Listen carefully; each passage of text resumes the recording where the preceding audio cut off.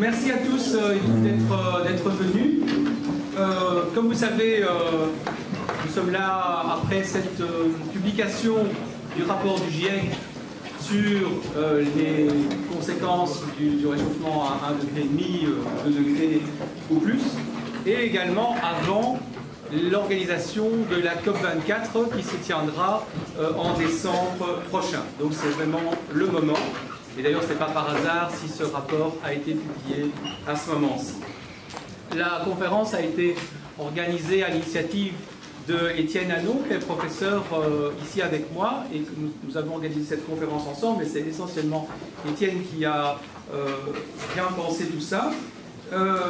Et il est professeur ici, il est aussi conseiller au SPF Environnement sur les changements climatiques. Alors, je remercie les orateurs qui ont accepté notre invitation. On a beaucoup d'orateurs de qualité, et un merci tout particulier pour le ministre Jean-Luc Ruck qui a fait le déplacement. Je voudrais remercier la Fondation Bernheim qui finance ce genre de conférences que nous organisons souvent. Et je vous dis déjà que nous avons un site qui est PES-CEDD. Si vous tapez PES-CEDD, ah ben il est là apparemment, ou CEDD-PES plutôt.com, vous allez tomber sur notre site et vous pourrez voir les conférences précédentes et cette conférence-ci d'ici quelques jours, puisqu'on mettra les films et on mettra également les PowerPoint. Alors, sur le fond, bon, vous savez que l'accord de Paris en 2015, dans son article 2, a fixé comme objectif à long terme, je cite, de contenir l'élévation de la température moyenne de la planète nettement au-dessous de 2 degrés par rapport au niveau pré-industriel, et de poursuivre l'action menée pour limiter l'élévation des températures à 1,5 degré, toujours par rapport au niveau pré-industriel. Je dois dire que l'inclusion de cet objectif de 1,5 degré qui est arrivé dans les tout derniers jours de la conférence de Paris a été une surprise pour beaucoup. Pourquoi ? Parce que si on regarde le budget carbone, c'est-à-dire la quantité maximum de carbone qui peut être émise pour respecter une température, et en l'occurrence celle de 1,5 degré, eh bien on se rend compte que si on reste au même niveau d'émissions que nous avons aujourd'hui, eh bien on aura déjà épuisé ce budget carbone dans une quinzaine d'années. Donc c'est un objectif qui est très difficile à obtenir et qui demande de diviser les émissions mondiales très rapidement, peut-être par 2, je dirais, dans les 15-20 ans, ça dépend des études évidemment. Mais donc c'est un enjeu extrêmement fort. Alors, le rapport du GIEC a le mérite de rappeler cela et de, évidemment, approfondir tout ça et d'attirer l'attention également sur les impacts qui se produisent déjà à 1,5 degré, 2 degrés, enfin qui se produiraient, et qui sont importants. Et là, je dirais que pour beaucoup de personnes qui ne sont pas des spécialistes, 1,5 degré, 2 degrés semble peu de choses. Et dans ce rapport, on voit que c'est quand même quelque chose de vraiment déjà important.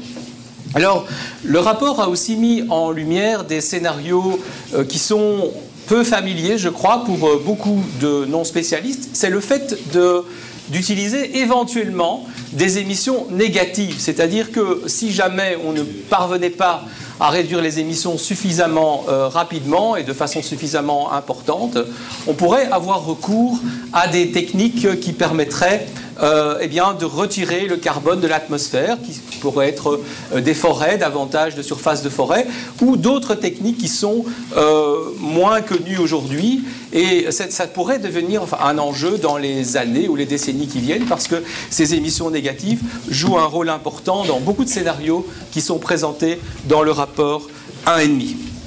Alors, plus près de chez nous, je dirais, si on regarde le côté européen, vous savez que notre pays et tous les pays européens sont extrêmement dépendants des décisions qui sont prises en commun au niveau européen.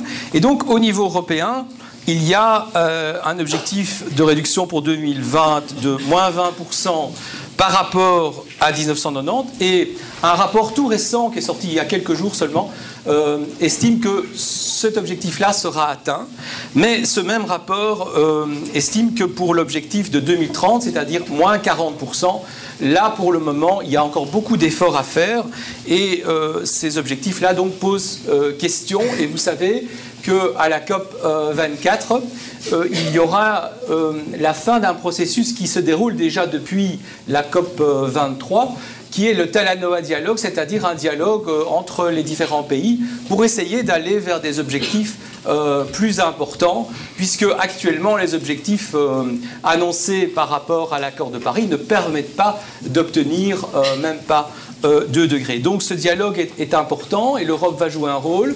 Vous savez peut-être qu'il y a une résolution du Parlement européen qui demande une réduction encore nettement plus forte que ces 40%. Mais regardons peut-être la Belgique. Et au niveau belge, ce rapport nous dit que les émissions de la Belgique pourraient dépasser l'objectif de 2030, peut-être de 21%, si jamais il n'y a pas de changement, mais il y aura certainement des changements. Et parmi les changements, le rapport recommande notamment d'investir dans des transports collectifs, qui sont un point important, et qui ont également des bons effets sur la pollution de l'air.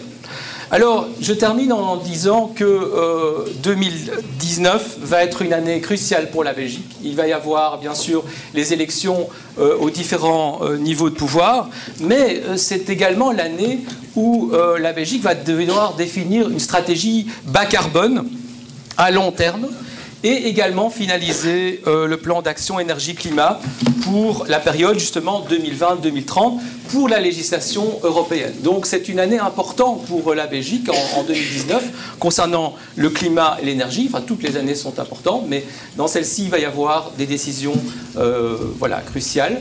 Et je n'ai juste fait que effleurer quelques-uns des nombreux sujets pour ce soir, mais je vais maintenant laisser la parole à Étienne Hanon pour la suite. Il va également